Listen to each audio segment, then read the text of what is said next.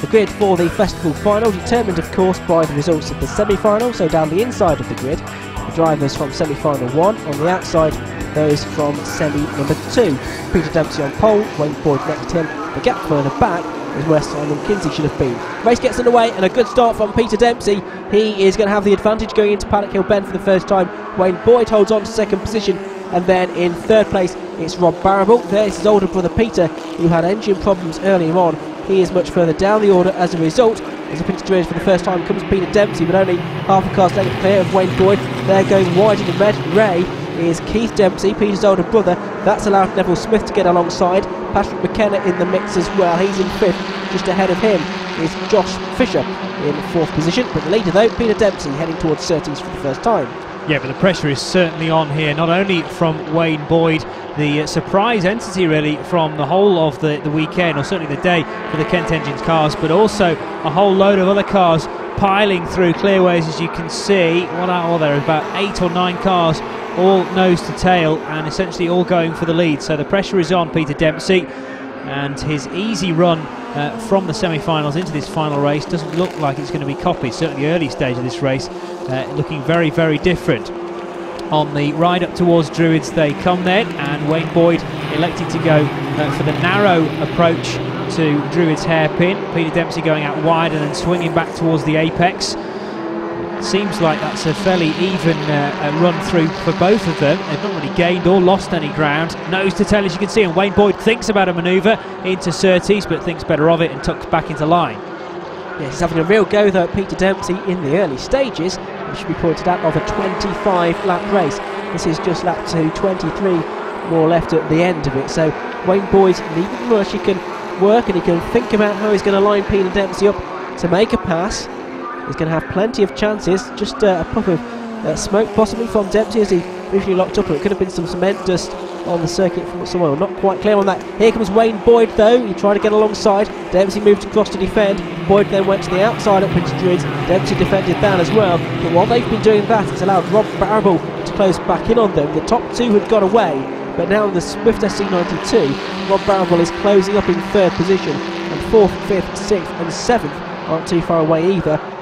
And heading that group in a minute, it's still Josh Fisher with Patrick McKenna, Keith Dempsey and Neville Smith following him. The gap is opening up between Neville Smith and the rest of the cars, so a certain group of 7 now breaking away for the lead of the race, and the top 3 are also breaking off into their own separate pack. 22 is Peter Barrable, and of course he had engine problems earlier on today. He's gone into retirement once again in the Ray GR05, so I wonder whether that is connected problems. Side by side very nearly with Wayne Boyd and Peter Dempsey. He dives to the right, then the left, and then back to the right again, but unfortunately delayed himself, I would have said, on the approach to Druids, and misses his opportunity. But Wayne Boyd is certainly eyeing up 1 or 2 places here that he can pass through the relatively short Indy circuit here at Brands Hatch. As you say, in a long race, and just an opportunity to think about your manoeuvre rather than actually pull it off, I would have thought. Yeah, but he's only 17, it's only his 2nd time at Brands Hatch, and he'll be so very keen to cap off what's been a great day so far,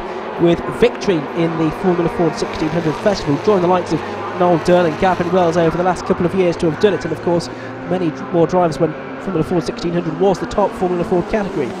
Dempsey still has the advantage though, but look how Barrable has really closed in now on Wayne Boyd. So 1st, 2nd and 3rd all together. Before too much longer, it's going to be 3 for the lead, and you can see the cars moving about. In fact, it's going to be 7th lead, because even on the run between Paddock Hill Bend and Druids, you can see that Josh Fisher and Patrick McKenna have really closed in on the top 3 there. So it's a race that's really evolving. We've now got 5 for the lead, not far off 7 for the lead. Through the left-hander at Surtees, Peter Dempsey, who we thought might have a clean sweep of all of the major Formula Ford 1600 titles at one point. He won the Golden Helmet earlier in the year and the Leinster Trophy. He won the Walter Hayes Trophy in 2006, but he was defeated at the Castle Combe Carnival by Peter Barrable, but that was in a thrilling race just a couple of weeks ago. But Dempsey desperately keen to win the Formula Ford Festival this weekend. It's a title that so far has eluded him. 2 years ago he competed in FF 1600. Last year he was in the main Duratec class, but in both of those cases he crashed out while in good positions actually in both of those races. Still leading here though, but Wayne Boyd and Rob Barrable putting him under a lot of pressure.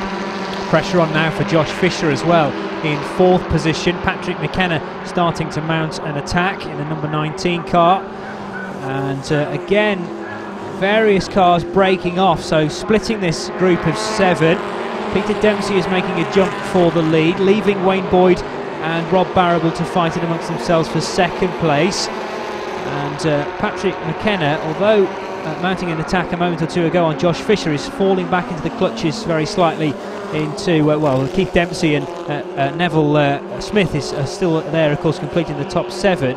But the positions fluctuating more or less at every corner as Rob Barrable right on the gearbox there of Wayne Boyd, tries around the outside very nearly, but can't make that stick through Druids. And this is all helping Peter Dempsey now to build an advantage up to about 2 or 3 car lengths as they go along the straight. Yes, it's the biggest lead he's had all race, isn't it? Because Wayne Boyd, up until now, hadn't really given him any kind of break at all. Peter Dempsey then leading the way at the back of the group. It is still Neville Smith, and he's another driver that has, well, no success really in these big one-off events. He did win the Leinster Trophy a couple of years ago, but the World Thames Trophy and the Formula Ford Festival, he never seems to be able to get a decent result out of it. Looking further back, there's number 7 Guy Eskin going through, and Martin Galpin we can see as well, just behind him. Nigel Thompson also involved.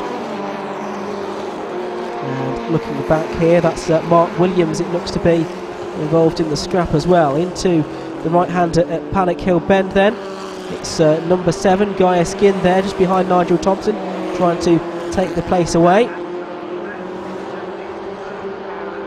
And now we're back with the leading group. We'll talk about Neville Smith. A couple of years ago he led almost all of the festival final, but was denied right at the end. It's not quite a case of always the bridesmaids and never the bride. Sometimes Neville Smith doesn't even make it to the church, unfortunately, in these big events. Peter Dempsey still leading with the lead that's still fairly sizable, but Wayne Boyd can now try and get close back in on him, because he's broken away again from Rob Barrable in 3rd place. Josh Fisher still there in 4th and best of the rest.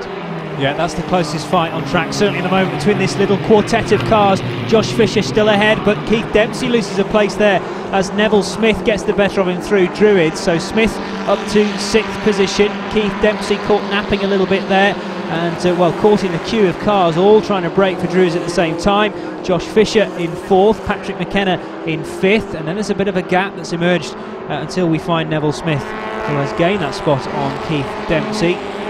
The top 3 already past our camera at Clearways. They're still in the same order. Peter Dempsey ahead of Wayne Boyd, but Boyd has managed to break away now from Rob Barrable in 3rd, and will maybe start to mount a secondary attack on the race leader. Josh Fisher heading his way through Paddock Hill Bend, with Patrick McKenna putting him under some pressure now.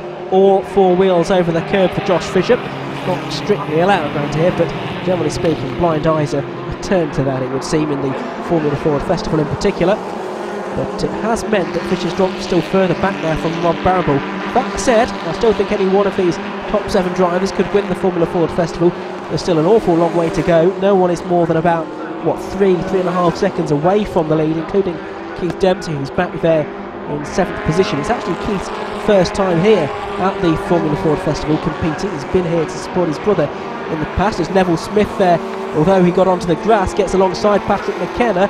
Can McKenna fight back? They're alongside one another. Keith Dempsey fancying a piece of the action as well. 10 laps completed, 15 laps to go. It looks like Smith has got that move done.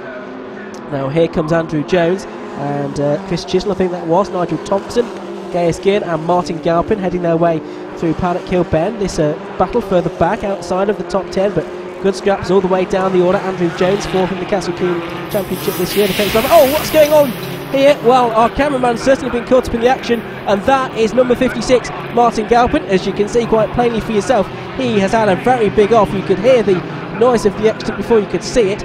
Certainly our cameraman was in that position, right on the scene there. Martin Galpin, the 2007 Formula V champion, making his debut in FF 1600 this weekend, has had a rather large accident there, I'm afraid. He's had no luck through testing. He's struggling with this Alan Robinson-owned Swift SC94 that he's been loaned for this weekend, the AK plant hire car. Martin Galpin, somewhat disappointed that his debut weekend in Formula Ford 1600 has ended in this fashion. It will get better, Martin. back to the race lead, and it's really on here between Peter Dempsey and Wayne Boyd, and Rob Barrable taking a watching brief really at the moment, waiting for it to all unfold in front of him. Of course, the dream scenario for Rob Barrable would be if the two cars clashed ahead of him and left him to lead the race, but we don't want to wish ill on either Peter Dempsey or Wayne Boyd. We want a cracking race, and at the moment it's unfolding just like that, side by side, very nearly on the approach to Paddock Hill Bend, but Wayne Boyd can't get the full overlap. Peter Dempsey can see him no doubt in the mirrors. Wayne Boyd had a chance there to tuck up the inside, and this is a bit further around the track at Druids, and Barrable now has got in between Wayne Boyd, and Wayne Boyd, a brave manoeuvre there on the inside of Graham Hill Bend to gain second place back from Barrable, but Barrable was stuck right between Dempsey there and Boyd for a second or two, and Wayne Boyd, well, he's a youngster, and often, well, youth means that you're not scared of anything at all. It's such a brave manoeuvre there to gain second place back from Barrable. This has allowed, though, Peter Dempsey once again to disappear into the distance. I just think that Wayne Boyd couldn't bear to see another car between himself and his big target, Peter Dempsey, the race leader. There's Peter Sickstrom about to be lapped by his namesake, the Irish driver Peter Dempsey. So Irish driver about to overtake Swedish driver.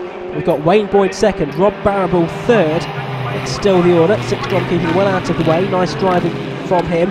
It looks like Josh Fisher and Neville Smith trying to go side by side for fourth. It's still Fisher holding on to that position. And then in sixth it looks to be Keith Dempsey. Patrick McKenna just slightly dropped out of things just for the moment in seventh place. He's fallen to the rear of that group as Wayne Boyd is now right back onto the gearbox again of Peter Dempsey, and Rob Barrable is still in contention as well. Rob Barrable trying to find a way alongside Wayne Boyd, but he was having none of it. Heading through Clark Curve now, back onto the Brabham Straight once more. Peter Dempsey still leading the way with now 11 laps to go in this race. Boyd moving to the outside of the circuit for Paddock Hill Bend. It's a long way round there. It gives Rob Barrable the opportunity to get up the inside, wheel to wheel through Paddock Hill Bend. Great stuff.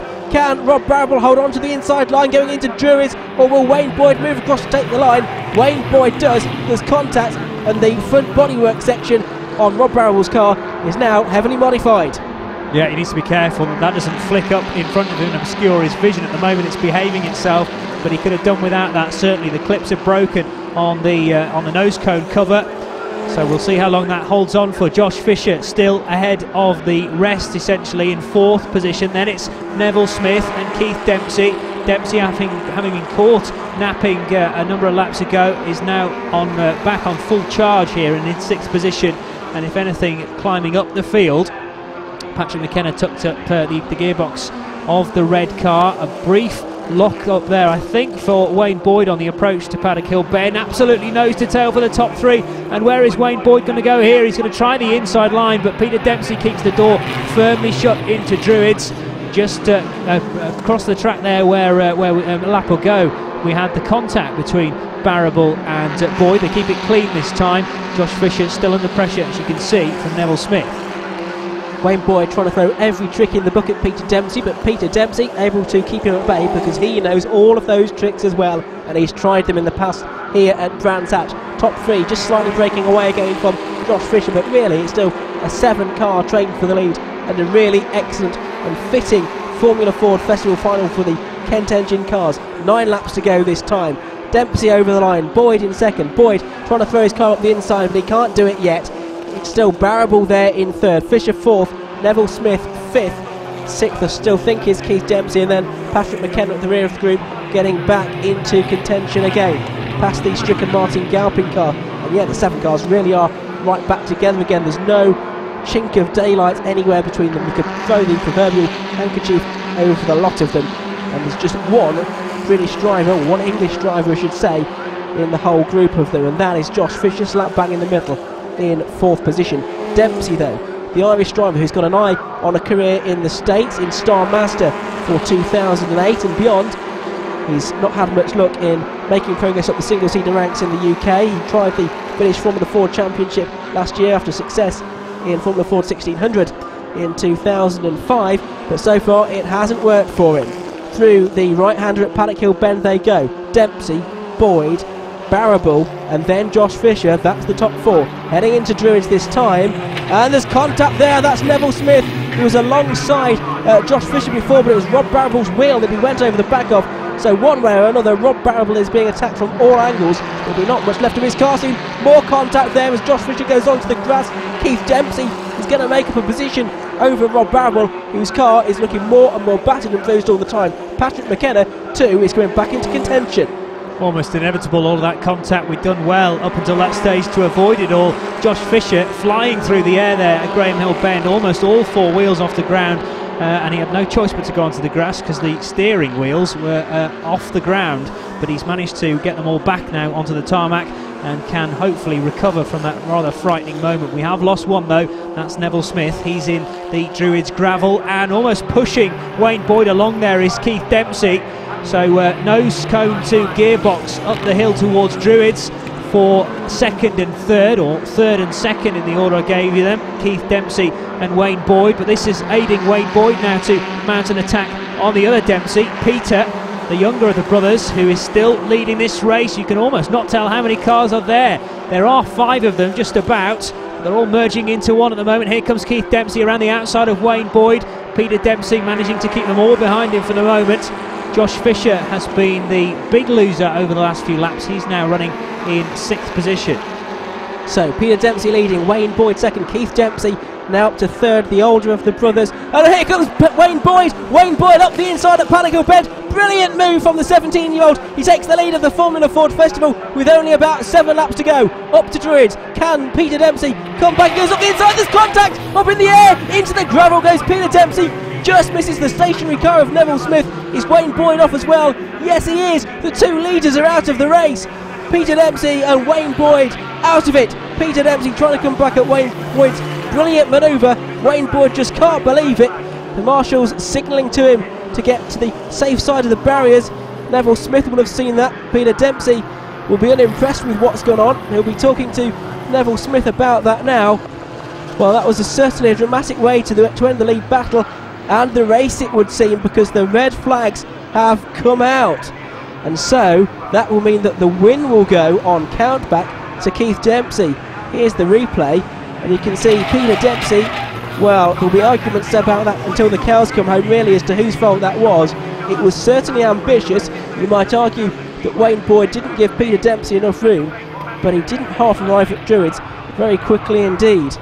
And Wayne Boyd, well, he's not very happy with that. His dreams of festival victory have ended up in the gravel trap at Druids, and not a vintage festival either for Peter Dempsey or for Neville Smith. Disappointment all round for that Irish trio. So the results show that a Dempsey is on the podium for the 4th year in a row. It's been cousin Morgan for the last 3 years, but this time on his first festival it's Keith Dempsey that has taken the honours. Rob Barrable was second and Patrick